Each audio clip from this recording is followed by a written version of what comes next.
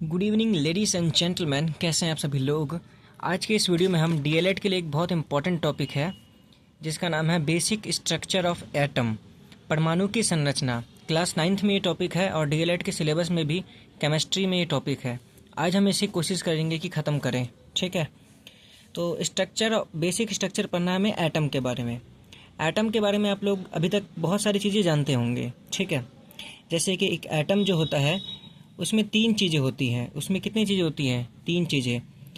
Atom के बाहर जो होता है ना, इलेक्ट्रॉन घूम रहा होता है। इलेक्ट्रॉन क्या करता है? एटम के बाहर चारों तरफ चक्कर मारता रहता है। इलेक्ट्रॉन जो है एटम के बाहर चारों तरफ चक्कर मारता रहता है, आपको ये पता होगा।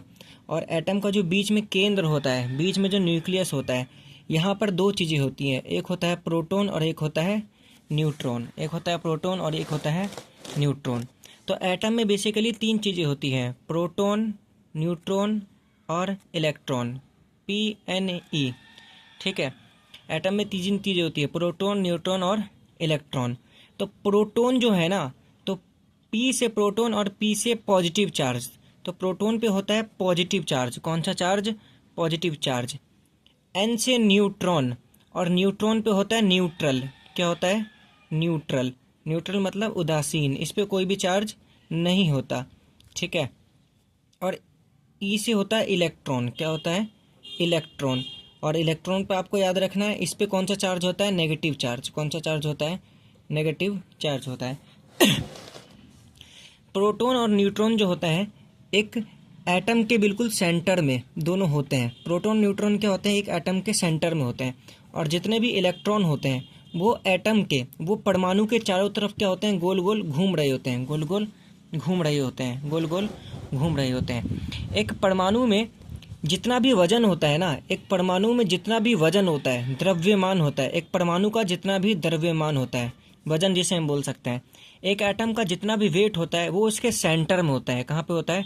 सेंटर में। तो अगर हम जब भी बात करते हैं परमाणु द्रव्यमान की, किसकी बात करते हैं? परमाणु द्रव्यमान की, यानी कि परमाणु के वजन की। तो परमाणु का कभी भी अगर हमें द्रव्यमान निकालना होता है तो हमारे पास प्रोटॉन कितने हैं प्लस में न्यूट्रॉन कितने हैं, इन दोनों को हमेशा हम क्या करते हैं? जोड़ देते हैं। इन दोनों को हमेशा हम क्या करते हैं? जोड़ देते हैं। इलेक्ट्रॉन का जो वजन होता है बिल्कुल ना के बराबर होता है, इसलिए इलेक्ट्रॉन को हम जोड़ते ही नहीं है। तो बस प्रोटॉन और न्यूट्रॉन को जोड़ दो तो परमाणु का क्या आ जाता है? वजन आ जाता है। परमाणु का वजन आ जाता है। तो परमाणु द्रव्यमान आपने शब्द सुना होगा, इसका मतलब होता है प्रोटॉन प्लस में न्यूट्रॉन। प्रोटॉन प्लस में न्यूट्रॉन, ठीक है। आपने एक और शब्द सुना होगा, परमाणु संख्या। क्या सुना होगा? परमाणु संख्या।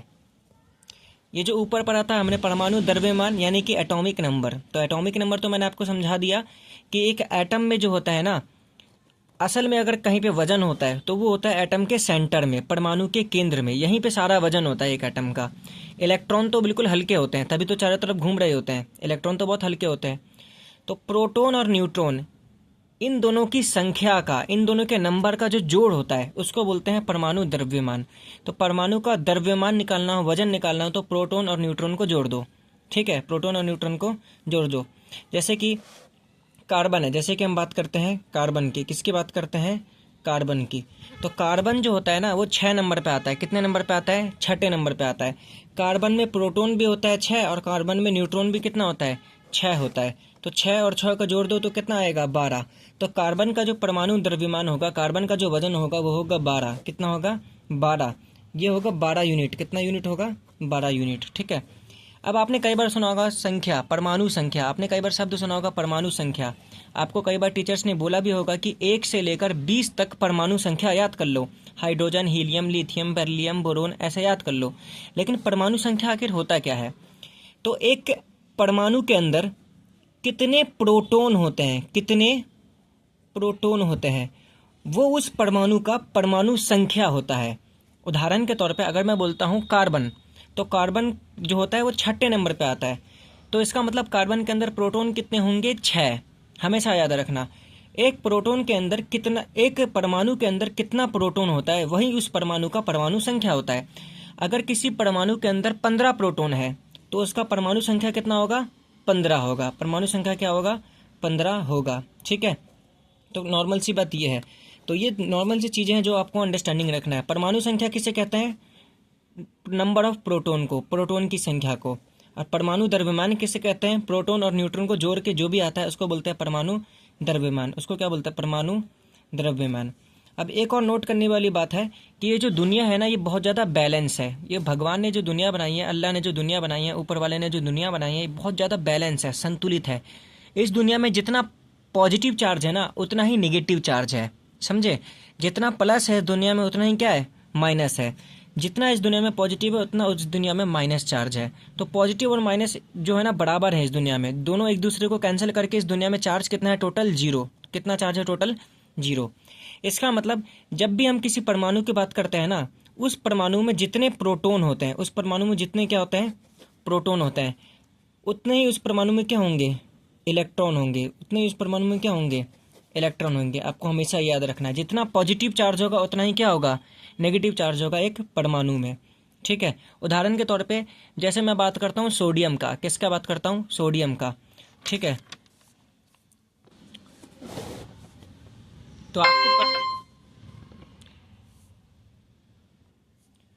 तो जैसे मैं बात करता हूँ सोडियम का, तो आपको पता है कि सोडियम जो है, इसकी जो परमाणु संख्या होता है, ठीक है? आपको ये चीज़ याद करनी है, 1 से लेकर 20 तक परमाणु संख्या, तभी ज़्यादा अच्छे से समझ में आएगा। सोडियम का जो परमाणु संख्या होता है वो होता है 11। मैंने अभी आपको बोला परमाणु संख्या कहते किसे हैं? परमाणु संख्या उसको कहते हैं कि किसी परमाणु में कितना प्रोटॉन है, उसी को बोलते हैं परमाणु संख्या। तो सोडियम का अगर परमाणु संख्या 11 है, तो सोडियम के अंदर प्रोटॉन कितने होंगे? आप खुद अंदाजा लगाओ। 11। प्रोटॉन कितने होंगे? 11, क्योंकि प्रोटॉन जितना होता है उतना ही हमारा परमाणु संख्या होता है। अब मैंने आपको बताया दुनिया में जितना प्रोटॉन होगा, प्रोटॉन मतलब पॉजिटिव चार्ज, दुनिया में जितना पॉजिटिव चार्ज होता है उतना ही दुनिया में नेगेटिव चार्ज भी होता है। इसका मतलब सोडियम में जो इलेक्ट्रॉन होगा ना, सोडियम में क्या होगा? इलेक्ट्रॉन, वो भी कितना होगा? 11 होगा। वो भी कितना होगा? 11 होगा, क्योंकि जितना पॉजिटिव चार्ज उतना ही नेगेटिव चार्ज। लेकिन जब हम बात करते हैं न्यूट्रॉन की, जब हम किसकी बात करते हैं? न्यूट्रॉन की, ठीक है? जब हम बात करते हैं न्यूट्रॉन की, तो न्यूट्रॉन जो है ना, ज़्यादा भी हो सकता है, कम भी हो सकता है, क्योंकि न्यूट्रॉन जो होता है न्यूट्रल होता है, 0 होता है, उस पर कोई चार्ज होता नहीं है। तो न्यूट्रॉन हो सकता है कि 11 हो, न्यूट्रॉन हो सकता है 12 हो, न्यूट्रॉन हो सकता है 10 हो, तो ज़्यादा कम कुछ भी हो सकता है। तो न्यूट्रॉन के बारे में हम कुछ भी नहीं कह सकते, ठीक है? तो आपको बस ये याद रखना है कि हमेशा प्रोटॉन इलेक्ट्रॉन बराबर होता है, न्यूट्रॉन के बारे में हम कुछ नहीं कह सकते। बाकी इसमें न्यूट्रॉन भी कितना होता है? 11। इसमें जो न्यूट्रॉन होता है 12 होता है। इसमें न्यूट्रॉन कितना होता है? 12 होता है सोडियम में, ठीक है? अच्छा, अगर मैं आपसे पूछूं सोडियम का परमाणु द्रव्यमान बताओ, क्या बताओ? परमाणु द्रव्यमान, तब आप कैसे बताओगे? तो परमाणु द्रव्यमान आपको बताया था, जो वजन होता है एक्चुअली एक परमाणु में, वो सिर्फ प्रोटॉन का होता है और न्यूट्रॉन का होता है। इलेक्ट्रॉन तो बहुत हल्के होते हैं, उनको जोड़ना ही नहीं है। तो प्रोटॉन कितना है इसमें? 11 है, और न्यूट्रॉन मैंने अभी आपको कितना बताया? 12 है। तो 11 और 12 कितना होगा? 23 यूनिट, ठीक है? तो जो सोडियम है उसका परमाणु द्रव्यमान हो जाएगा 23। कितना होगा? 23 यूनिट हो जाएगा। तो अभी तक आपने जान लिया कि क्या क्या चीज़ क्या होता है। आपने पता कर लिया कि प्रोटॉन जो होता है उस पर पॉजिटिव चार्ज होता है, और प्रोटॉन पे पॉजिटिव चार्ज होता है। इसके अलावा न्यूट्रॉन पे कौन सा चार्ज होता है? न्यूट्रल होता है। क्या होता है? न्यूट्रल। आपको मैंने ये भी बता दिया कि जो प्रोटॉन और न्यूट्रॉन होते हैं, ये दोनों कहाँ पर होते हैं? केंद्र में होते हैं। ये दोनों कहाँ पर होते हैं? सेंटर में। एक्चुअल में जो वजन होता है प्रोटॉन और न्यूट्रॉन को ही होता है। तो अगर आप प्रोटॉन और न्यूट्रॉन को जोड़ दोगे तो आपका क्या बन जाएगा? परमाणु द्रव्यमान, परमाणु द्रव्यमान। इसके अलावा मैंने आपको ये बता दिया कि इन दोनों को जोड़ देंगे तो हमारा क्या बन जाएगा? परमाणु द्रव्यमान, परमाणु द्रव्यमान, ठीक है? इसके अलावा मैंने आपको एक और चीज़ बताई कि जो प्रोटॉन की जो संख्या होती है वो हमेशा किसके बराबर होता है? इलेक्ट्रॉन की संख्या के, क्योंकि जितना दुनिया में प्रोटॉन होगा उतना ही दुनिया में इलेक्ट्रॉन होगा। लेकिन न्यूट्रॉन कितना होगा हम ये नहीं बता सकते, वो ज़्यादा भी हो सकता है और कम भी हो सकता है। इसके अलावा मैंने आपको ये बताया कि जितना प्रोटॉन होता है ना किसी एटम में, वही उसका एटॉमिक नंबर होता है, वही उसका क्या होता है? एटॉमिक नंबर होता है, परमाणु संख्या होता है, परमाणु संख्या। तो परमाणु संख्या किसे कहते हैं? किसी परमाणु में कितना परमाणु संख्या किसे कहते हैं? किसी परमाणु में कितना प्रोटॉन है उसी को परमाणु संख्या बोलते हैं। और परमाणु द्रव्यमान किसे बोलते हैं? प्रोटॉन और न्यूट्रॉन के जोड़ को क्या बोलते हैं? परमाणु द्रव्यमान। दुनिया में जितना पॉजिटिव चार्ज उतना ही नेगेटिव चार्ज। तो प्रोटॉन और इलेक्ट्रॉन हमेशा दुनिया में क्या होते हैं? बराबर होते हैं, ठीक है? इलेक्ट्रॉन जो होता है वो एटम के चारों तरफ घूमता है। इलेक्ट्रॉन जो होता है वो एटम के चारों तरफ घूमता है, ठीक है? अब एक और चीज़ है जो हमें याद करना है कि प्रोटॉन, इलेक्ट्रॉन और न्यूट्रॉन, इनकी खोज किसने की? इनकी खोज किसने की। बाकी भी इनके बारे में आगे भी पढ़ेंगे कि कैसे खोज हुई, लेकिन एक बार हमें याद करना है कि इनकी खोज किसने की। तो इनके खोज का एक ट्रिक है, इनके खोज किसने की इसको याद करने का एक ट्रिक है। ट्रिक क्या है? ईंट पर नाचो, ईंट पर नाच, ईंट पर नाच, ईंट पर नाच। तो कोई आपको बोलेगा कि भाई ईंट पर खड़े होके नाच, ठीक है। तो ई से तो है इलेक्ट्रॉन, ई से क्या है? इलेक्ट्रॉन, ई से है इलेक्ट्रॉन। तो इलेक्ट्रॉन की जो खोज की थी टा, टा का मतलब है थॉमसन ने। किसने की थी? थॉमसन ने,